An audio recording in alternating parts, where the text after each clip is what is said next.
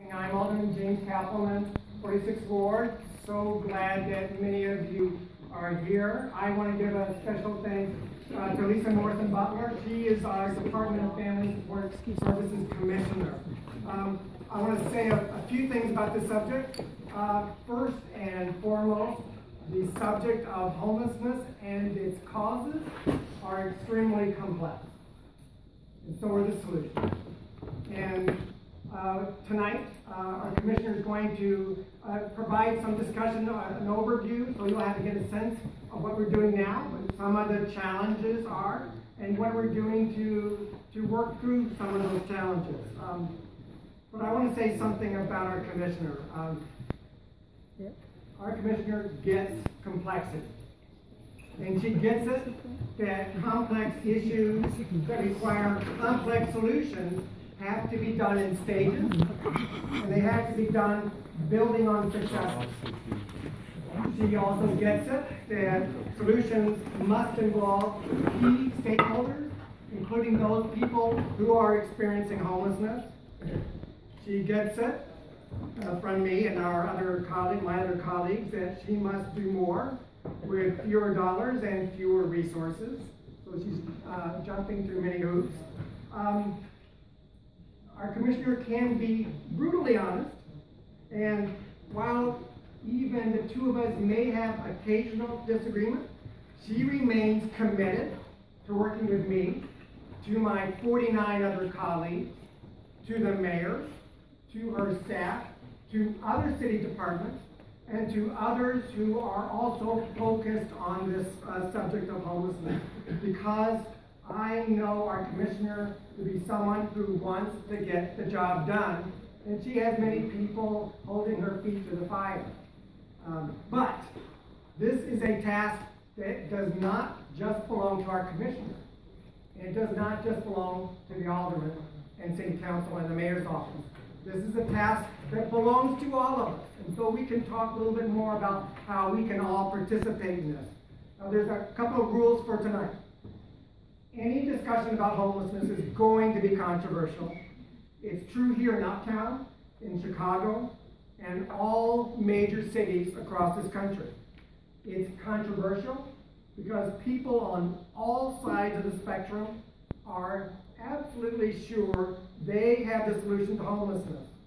And sometimes those solutions conflict with other people's solutions.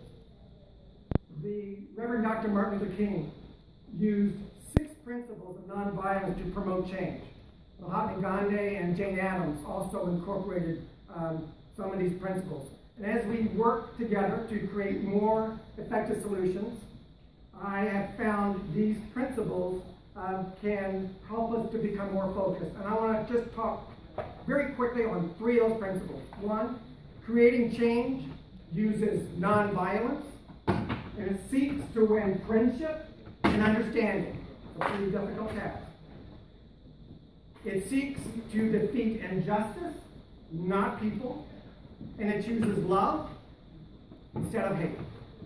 So I will be available afterward. It's my hope that the community of Uptown can show the rest of this country how to make this work. And so with that, I'll turn it over to our commissioner. Good evening, and thank you guys for being here. It's a nasty night out, and I know you could be anywhere else, watching the Olympics or relaxing or doing anything else. So thank you for being here. As the alderman said, my name is Lisa Morrison-Butler, and for the last year, it's been my honor to lead the team at the Department of Family and Support Services. We are the human services arm of the City of Chicago government, so there are 7 issues that we oversee. We serve 300,000 of Chicago's most vulnerable citizens on an annual basis. One of the issues that is close to our heart, very important to the mayor and obviously important to all of you, is the issue of homelessness. So we're going to, we've got roughly an hour together this evening. We want to spend the majority of that time listening to you and hearing from you. I do have a brief PowerPoint. It is 12 slides. I can get through it fairly quickly, but I think it's important to kind of let you know where we are, what we've been doing, what's working, what's not working, and kind of where we want to go from here. So if that's all right with you, if I have your permission to start, I'll start with the deck and then we'll go from there. Is that okay? Okay. All right. So the first thing is, and I tried to set this up as questions I thought you might have for us, so I'm not suggesting that I've got all your questions, but I thought one of the first questions is, well, what does DFSS even do? And the truth is, there's some traditional roles that fall to the department. Number one, we administer the federal rental assistance dollars. Those dollars are actually designed to keep people who are vulnerable from even entering homelessness. And so while we're all most focused on the people that we see every day, we actually are able to keep certain individuals from ever becoming homeless in the first place by giving them rental assistance dollars. It is also our job to try to coordinate street outreach among the various delegate agencies that serve the homeless population, and we also manage the overnight shelter system for the city.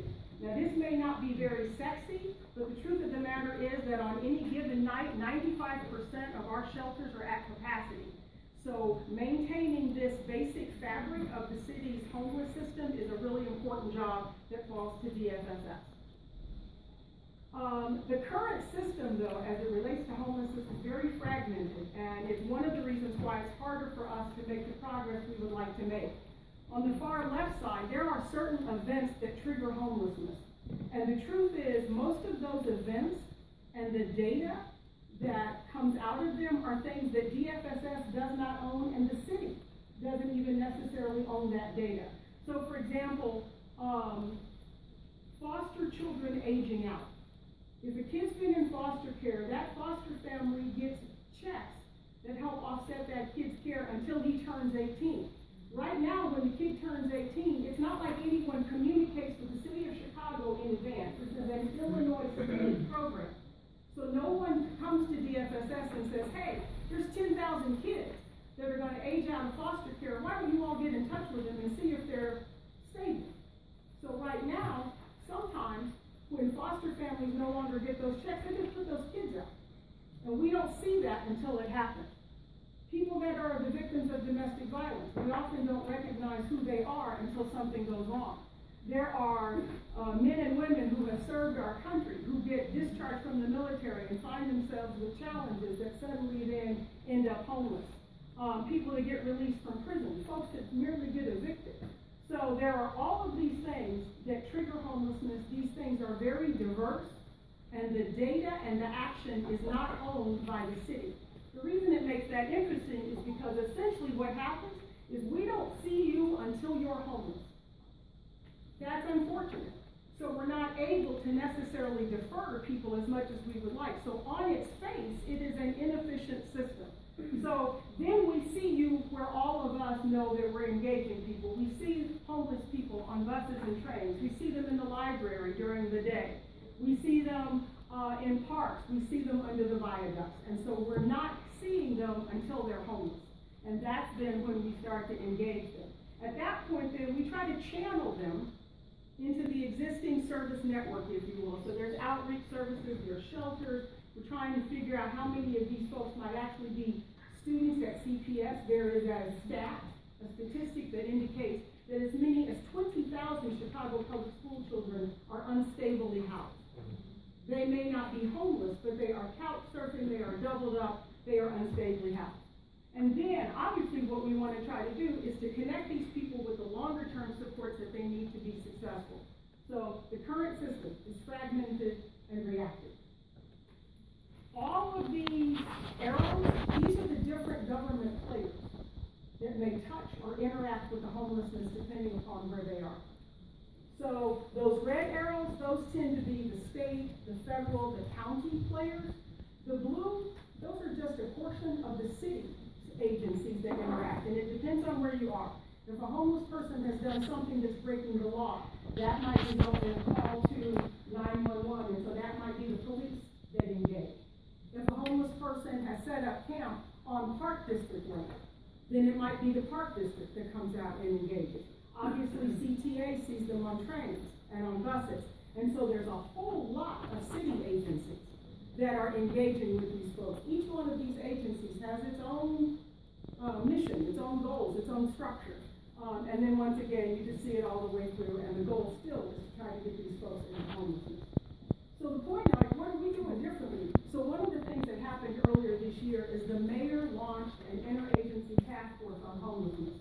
We knew it wasn't going to by itself solve anything. We thought we needed to all come in the room together and try to figure out how we can currently engage the homeless and were there opportunities for us to work better together.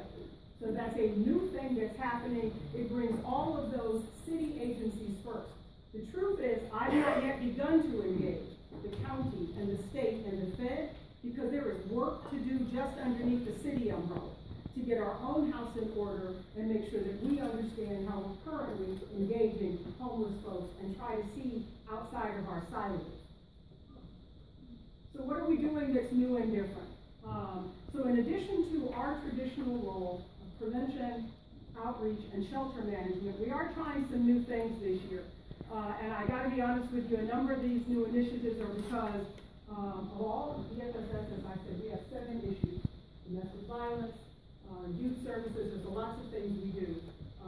The thing I talked to the mayor most about is homelessness, and he was eager for us to do and try something different. So we are into our 2nd year, this actually started before I even came, of an initiative called Ending Veterans Homelessness Initiative.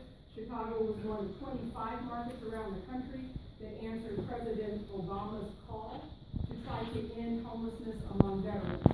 It was a truly collaborative effort in each of those 25 cities. And so there are approximately 3 dozen players that either are nonprofits or funders or the city that came together to try to develop an approach to ending veterans homelessness. And we'll talk a little bit about what's been successful with that and what we're still struggling with. Then about midpoint of this year, as the alderman hinted, Paul, there are 50 aldermen. There is no one that I talk to as much as I talk to Alderman Cappleman. No one.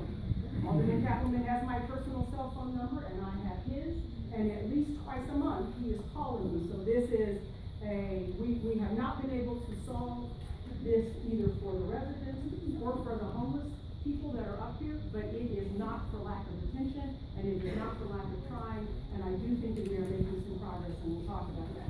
And then we're also involved in the Voices of Youth Count this year. This is something that we're going to really try to look at how many homeless youth are there in Chicago. We're second guessing everything from the traditional approach to even the methodology. Nothing is sacred. We're trying really to do some new things. Let's talk a little bit about Ending Veterans Homelessness Initiative. EVHI. So this was the first ever federal plan to try to end veteran homelessness. What was really good about EVHI was the federal government allowed us to use the federal funding as the bully pulpit. We were able to bring all of the nonprofit players into the room and get everyone's attention because the federal government put big dollars behind ending veterans homelessness. And so what we tried to do was learn from what worked there. So one of the things we learned was when we first did the count told us we had 715 homeless veterans. We found out shortly after the count was wrong, we had 1,500. To date, we are almost 2 years into the program. To date, we've housed almost 2,400 veterans. And here's what's interesting. This is like common sense, but who thought about it? Every single month, new people, new veterans, enter homelessness. And so instead of thinking about eradicating it, we have started to develop something called functional zero. And it calls for us to understand the number of new veterans entering homelessness and to make sure that we have a system in place that can handle the inflow of homeless veterans so that we can at least say to them, while I cannot keep you from being homeless, once you are homeless, we can hopefully make it brief and non-recurring. So it's really been interesting to watch the definition of success change at the federal level and in all 25 markets around the country. So we learned some lessons. Coordination works, but it is working. I've worked in every sector. I've been an entrepreneur, I've worked in the corporate world, I've worked in the nonprofit world, and now I'm in government.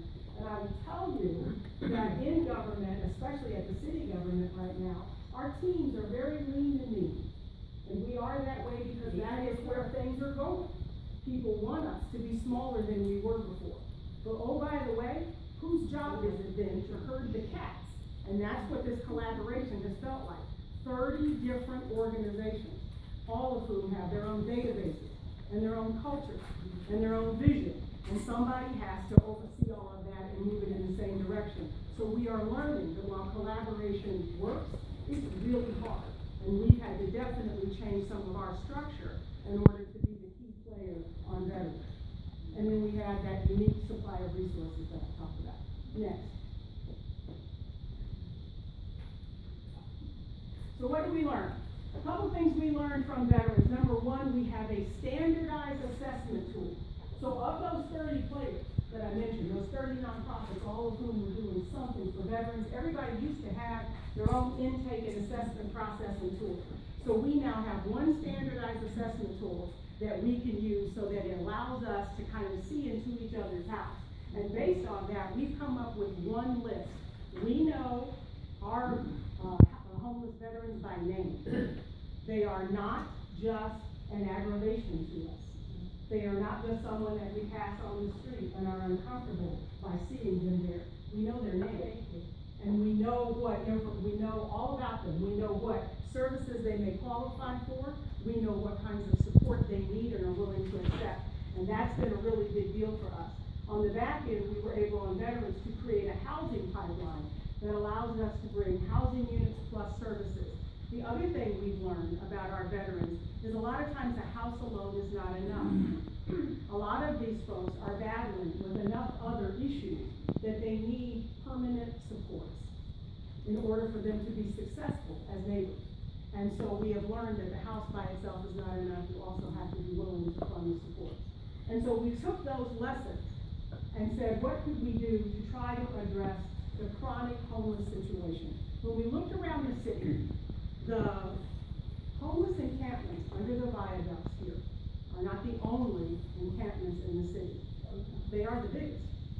And so after all of those calls and conversations with Alderman Cappleman and Alderman Osterman, one of the things that we wanted to do was to see whether or not we could apply any of the lessons that we have learned from veterans to the chronic homeless population. And that is why we ended up picking this population under the viaducts.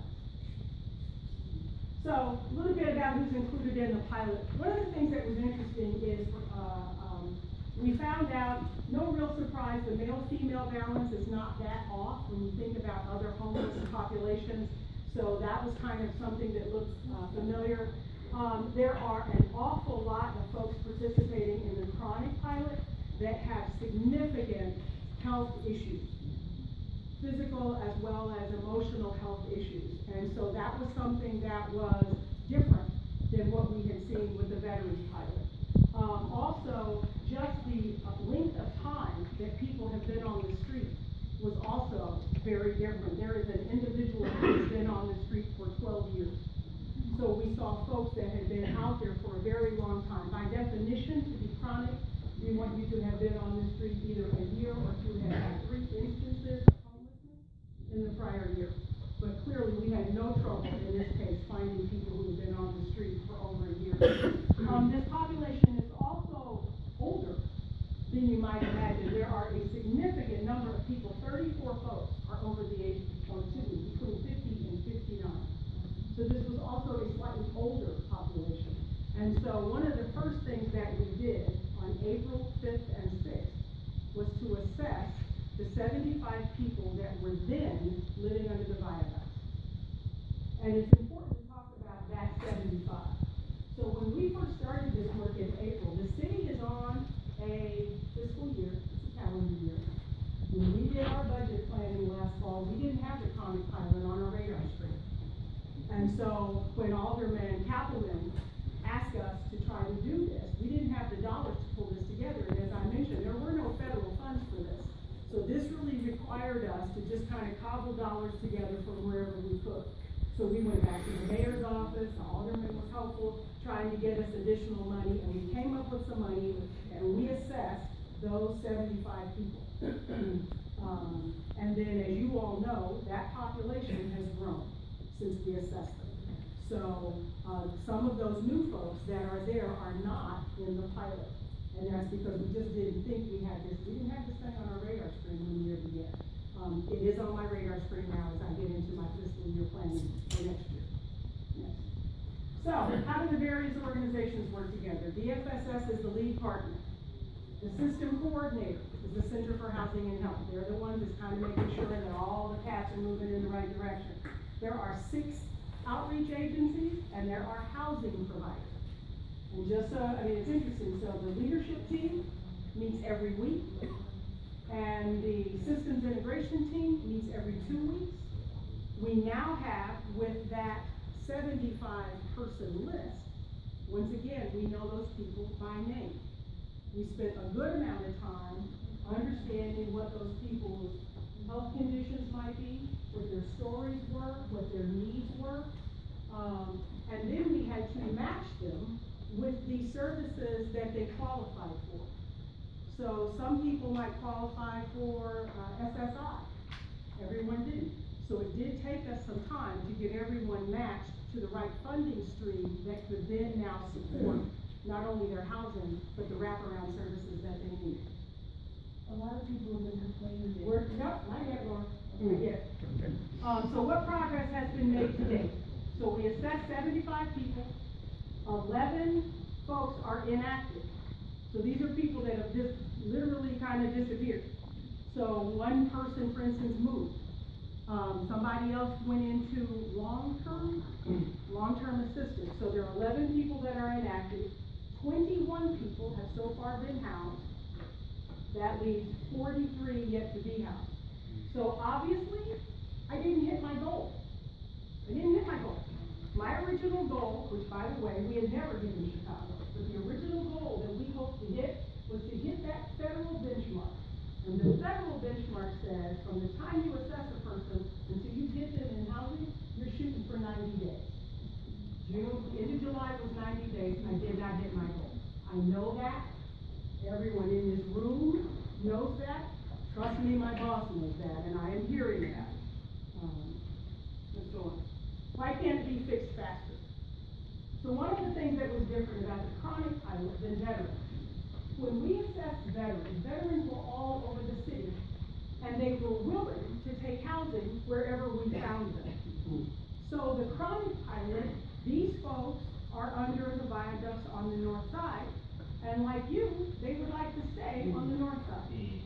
Just because they are homeless doesn't mean that they don't, like us, have ideas about where they would like to live. And so we have found finding available housing for them on the north side is taking us longer than we hoped. So that is one challenge. The other thing, as I mentioned, is because we didn't have the federal funding, we are having to cobble together now the money for the supportive housing. So let's say that you find a landlord who's willing to take a person, and then the landlord wants to be sure that the tenant, when he or she moves in, will be properly supported so that the relationship works not only for that landlord and the tenant, but for the other neighbors in the building. That requires that supportive, the permanent support, and we're having to find a way to that. One of the other things that's a challenge here is the public's view on homelessness, and that's no matter what side of you sit on. And at the department, of course, it's our job to be agnostic, but we understand that this is a really emotionally charged issue. It is hard to drive by or walk by people that are living outside and not feel strongly, whatever that strong emotion is, and we all have them. But those strong emotions sometimes also tend to kind of cloud the issue. So for example, some of these folks under the viaduct have found themselves being teased and taunted. That makes them then less trusting of the system. So we are having to work very carefully with them in order to earn their trust so that they'll actually believe that this thing will work for them. That's real. It's real. And we can't force or try to legislate that trust. It just takes us time. And we find that there are folks who don't really trust us, they don't really believe we're going to fix it, they don't really want to give us their information. We have to go back, and we have to go back, and we have to go back. On the other hand, there are also folks that maybe have other axes to grind, whether it's with my boss, whether it's with the city, whether because they're concerned about neighborhoods turning over. And so we do see a lot of folks that kind of hope this thing won't be successful. And we feel like sometimes they do a little work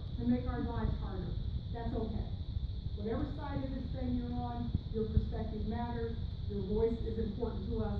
Our job is not necessarily to respond to any of that. Our job is to try to figure out how to get these 75 people into housing with the support they need. So one of the things that lots of help from the mayor. We had the mayor send recruitment letters to other landlords on the north side.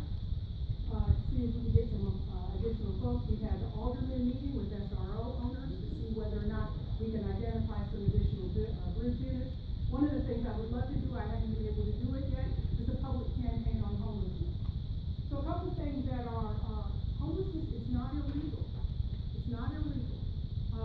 The U.S. Justice Department on its website, there's a ruling there where they have talked about, and they did this in response to other municipalities that have tried to sue their way, try to criminalize their way into some sort of anti-homelessness stance.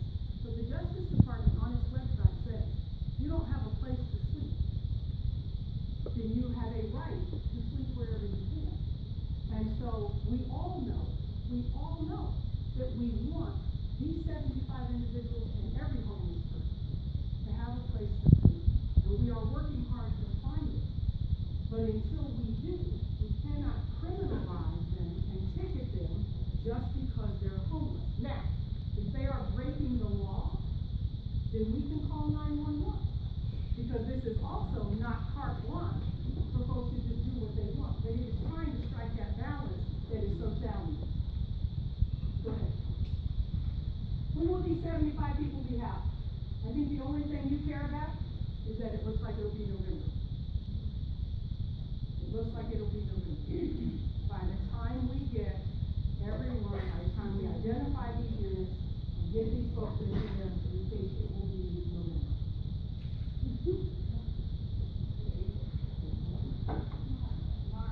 So, let's just open it up.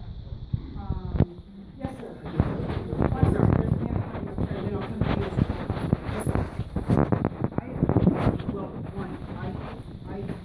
For hearing your discussion, I feel for you because it seems like the city has placed on your shoulders the responsibility for all of these homeless people. Okay, and I think that as a community, we all should be looking out for their interests and everyone else's interests. But one thing that I find interesting is that if I were to set a tent up out in the park tonight, I guarantee you it wouldn't be there in the morning. Okay, the police would be on my case. I would not be allowed to stay there at all. And there are plenty of laws and rules that I'd be breaking. Okay, the Park District Code, Chapter 7, has plenty of violations for people having tents in there, as well as the City Code, Article 1, General Requirements, 10-28, talks plenty about this, that it is illegal to construct tents or buildings or anything on a public walkway. Well, if it's illegal, we just need to take care of that issue. Well, but I appreciate that, and that is, I think that is a sentiment that is shared by many, so I appreciate you voicing it. When we seek to enforce and make enforcement of existing laws the priority or the solution, what we are seeing in municipalities around the country is where folks have tried to enforce existing laws, they are being sued. So, yes, we could enforce, and at different times in the city's history, we have enforced. What that really does is that moves them from one area to the next, and I get that. There are times that's valuable. It's like, oh, if I don't see it, maybe that's good, I get that. But that is not the approach that we're trying to take here. We are trying to literally figure out how to pool our resources together, how to work better together. I think we are going to learn things from the chronic pilot, like the veterans pilot, that will allow us to do a better job going forward, but that is not right now. Our go-to strategy is not enforcement necessarily. So what do we let the law just thrown out? What? Well, I think that, how do I balance if you're asking me, and you are, if you're asking me for my personal, how do I, in my personal judgment, how do I balance the rights of the homeless against enforcement? I am concerned right now with getting these people into housing. That is the direction that I lean in right now.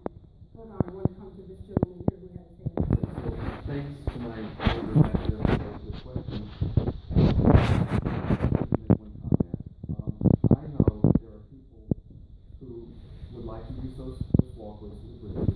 First of all, everybody has a right to be safe.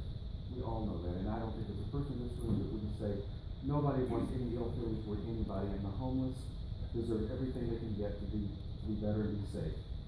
But when you're passing under the bridge in bad weather, for example, I know that there are people who have walked out toward the street. Now, I'm going to tell you that is something that is a very explosive situation. If an accident happens because somebody feels unsafe, and they go to the street, what will the city do then? Who's following the bus? Then where do we lie? That's a very good question. That's a very good question. I don't have an answer for that. I mean, I appreciate that's a good question. Right now, I do think that I know it bothers us. I know it bothers us to walk past densely populated, densely congregated areas. I know that the sidewalks sometimes are not easily passable. I don't know, and we have not had, I believe, a lot of instances where these populations under the 4 viaducts have actually committed assaults on people.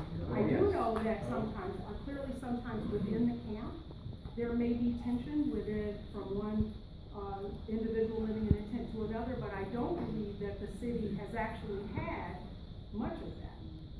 That doesn't mean that we don't care. I'm just suggesting that we've not had as much of that. Hold on, sir. Hold on a second. Hold on. What we don't want to do is we're not going to do this. We're not here for that. Okay? So I appreciate what you're saying. We just have not had a lot of instances here where people who were living in those viaducts have assaulted or hurt anyone. I'm sorry. Yes, sir.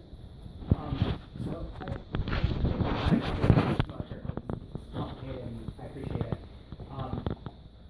You know, I'm excited to see that we're trying something. You know, that we're not just ignoring the issue anymore. My question is, this is phase A, your initial pilot. Phase B, implementation, probably a roll it to a larger level across the city to get funding, et cetera, et cetera.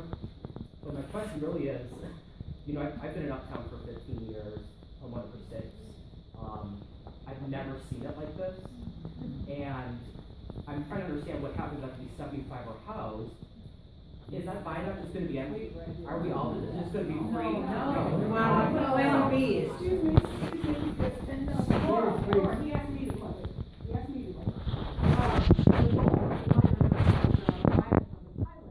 We never promised that the viaducts would be empty. Never promised. What we promised was that we would house these 75 folks